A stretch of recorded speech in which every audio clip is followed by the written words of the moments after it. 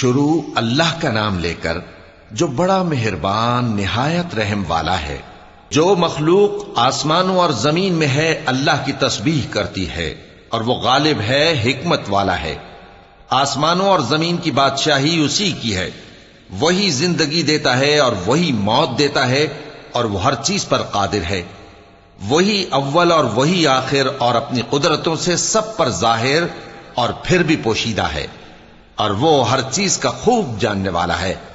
وہی ہے جس نے آسمانوں اور زمین کو 6 دن میں پیدا کیا، پھر عرش پر جلوہ افروز ہوا۔ جو چیز زمین میں داخل ہوتی اور جو اس سے نکلتی ہے، اور جو آسمان سے اترتی اور جو اس میں چڑھتی ہے، سب اس کو معلوم ہے۔ اور تم جہاں کہیں بھی ہو وہ تمہارے ساتھ ہوتا ہے، اور جو کچھ تم کرتے ہو اللہ اس کو دیکھ رہا ہے۔ آسمانوں اور زمین کی بادشاہی اسی کی ہے، اور سب معاملات اسی کی طرف رجوع ہوتے ہیں۔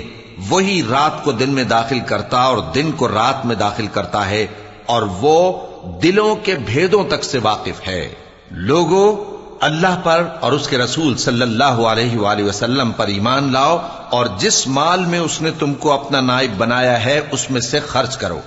اب جو لوگ تم میں سے ایمان لائے اور مال خرچ کرتے رہے ان کے لیے بڑا ثواب ہے۔ اور تم کیسے لوگ ہو کہ اللہ پر ایمان نہیں لاتے، حالانکہ اس کے پیغمبر صلی اللہ علیہ وآلہ وسلم تمہیں بلا رہے ہیں کہ اپنے پروردگار پر ایمان لاؤ، اور اگر تم کو یقین ہو تو وہ تم سے اس کا عہد بھی لے چکا ہے۔ وہی تو ہے جو اپنے بندے پر واضح آیتیں نازل فرماتا ہے تاکہ تم کو اندھیروں سے نکال کر روشنی میں لائے۔ بے شک اللہ تم پر نہایت شفقت کرنے والا ہے، مہربان ہے۔ اور تم کو کیا ہوا ہے کہ اللہ کے رستے میں خرچ نہیں کرتے، حالانکہ آسمانوں اور زمین کی وراثت اللہ ہی کی ہے۔ جس شخص نے تم میں سے فتح مکہ سے پہلے خرچ کیا اور جنگ کی، وہ اور جس نے یہ کام بعد میں کیے وہ برابر نہیں۔ ان کا درجہ ان لوگوں سے کہیں بڑھ کر ہے جنہوں نے بعد میں مال خرچ کیے اور کفار سے جنگ کی، اور اللہ نے سب سے ہی ثواب نیک کا وعدہ کیا ہے، اور جو کام تم کرتے ہو اللہ ان سے واقف ہے۔ کون ہے جو اللہ کو نیک نیتی سے قرض دے تو وہ اس کو کئی گنا ادا کرے گا، اور اس کے لیے عزت کا صلہ یعنی جنت ہے۔ جس دن تم مومن مردوں اور مومن عورتوں کو دیکھو گے کہ ان کے ایمان کا نور ان کے آگے آگے اور داہنی طرف چل رہا ہے، تو ان سے کہا جائے گا کہ تم کو بشارت ہو کہ آج تمہارے لیے باغ ہیں جن کے نیچے نہریں بہ رہی ہیں، ان میں تم ہمیشہ رہو گے، یہی بڑی کامیابی ہے۔ اس دن منافق مرد اور منافق عورتیں مومنوں سے کہیں گے کہ ہمارے لیے انتظار کرو کہ ہم بھی تمہارے نور سے روشنی حاصل کریں۔ ان سے کہا جائے گا کہ پیچھے کو لوٹ جاؤ، پس وہاں نور تلاش کرو۔ پھر ان کے بیچ میں ایک دیوار کھڑی کر دی جائے گی جس میں ایک دروازہ ہوگا، جو اس کی جانب اندرونی ہے اس میں تو رحمت ہے، اور جو بیرونی جانب ہے اس طرف عذاب ہے۔ تو منافق لوگ مومنوں سے کہیں گے کہ کیا ہم دنیا میں تمہارے ساتھ نہ تھے؟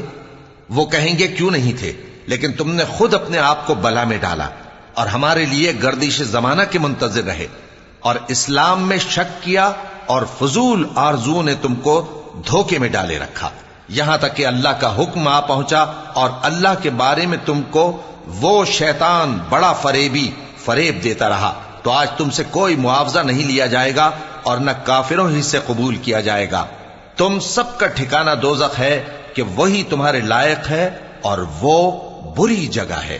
کیا ابھی تک مومنوں کے لیے اس کا وقت نہیں آیا کہ اللہ کی یاد کرنے کے وقت اور قرآن جو حق کی طرف سے نازل ہوا ہے اس کے سننے کے وقت ان کے دل نرم ہو جائیں، اور وہ ان لوگوں کی طرح نہ ہو جائیں جن کو ان سے پہلے کتابیں دی گئی تھیں، پھر ان پر طویل عرصہ گزر گیا تو ان کے دل سخت ہو گئے، اور ان میں سے اکثر نافرمان ہیں۔ جان رکھو کہ اللہ ہی زمین کو اس کے مرنے کے بعد زندہ کرتا ہے۔ ہم نے اپنی نشانیاں تم سے کھول کھول کر بیان کر دی ہیں تاکہ تم سمجھو۔ جو لوگ خیرات کرنے والے ہیں، مرد بھی اور عورتیں بھی، اور اللہ کو نیک نیتی سے قرض دیتے ہیں، ان کو کئی گنا ادا کیا جائے گا، اور ان کے لیے عزت کا صلہ ہے۔ اور جو لوگ اللہ اور اس کے پیغمبروں پر ایمان لائے، یہی اپنے پروردگار کے نزدیک صدیق اور شہید ہیں۔ ان کے لیے ان کے اعمال کا صلہ ہوگا، اور ان کے ایمان کی روشنی بھی ہوگی۔ جن لوگوں نے کفر کیا اور ہماری آیتوں کو جھٹلایا، وہی اہل دوزخ ہیں۔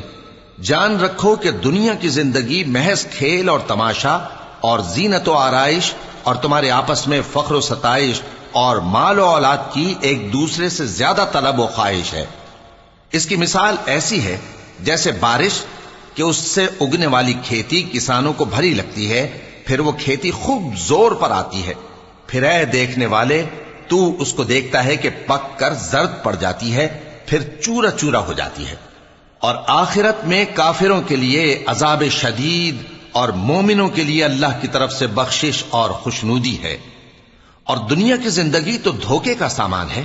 بندو اپنے پروردگار کی بخشش کی طرف اور جنت کی طرف لپکو جس کا عرض آسمان اور زمین کے عرض کا سا ہے، اور وہ ان لوگوں کے لیے تیار کی گئی ہے جو اللہ پر اور اس کے پیغمبروں پر ایمان لائے ہیں۔ یہ اللہ کا فضل ہے، جسے چاہے عطا فرمائے، اور اللہ بڑے فضل کا مالک ہے۔ کوئی مصیبت زمین میں اور خود تم پر نہیں پڑتی مگر پیشتر اس کے کہ ہم اس کو پیدا کریں، ایک کتاب میں لکھی ہوئی ہوتی ہے، اور یہ کام اللہ کو آسان ہے۔ تاکہ جو فائدہ تمہیں حاصل نہ ہو سکا اس کا غم نہ کھایا کرو، اور جو تم کو اس نے دیا ہو اس پر اترایا نہ کرو۔ اور اللہ کسی اترانے اور شیخی بگارنے والے کو دوست نہیں رکھتا، جو خود بھی بخل کریں اور لوگوں کو بھی بخل سکھائیں۔ اور جو شخص روح گردانی کرے تو اللہ بھی بے نیاز ہے، لائق حمد و ثنا ہے۔ ہم نے اپنے پیغمبروں کو کھلی نشانیاں دے کر بھیجا اور ان پر کتابیں نازل کی اور میزان عدل، تاکہ لوگ انصاف پر قائم رہیں۔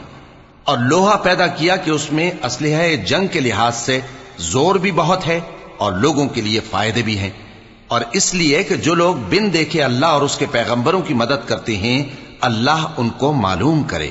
بے شک اللہ زور آور ہے، غالب ہے۔ اور ہم نے نوح اور ابراہیم کو پیغمبر بنا کر بھیجا اور ان کی اولاد میں پیغمبری اور کتاب کے سلسلے کو وقتاً فوقتاً جاری رکھا، سو بعض تو ان میں سے ہدایت پر ہیں اور اکثر ان میں سے نافرمان ہیں۔ پھر ان کے پیچھے انہی کے قدموں پر اور پیغمبر بھیجے، اور ان کے پیچھے مریم کے بیٹے عیسیٰ کو بھیجا، اور ان کو انجیل عنایت کی، اور جن لوگوں نے ان کی پیروی کی ان کے دلوں میں شفقت اور مہربانی ڈال دی۔ اور ترک دنیا والی نئی بات تو خود انہوں نے نکال لی، ہم نے ان کو اس کا حکم نہیں دیا تھا، مگر انہوں نے اپنے خیال میں اللہ کی خوشنودی حاصل کرنے کے لیے آپ ہی ایسا کر لیا تھا، پھر جیسا اس کو نبھانا چاہیے تھا نبھا بھی نہ سکے۔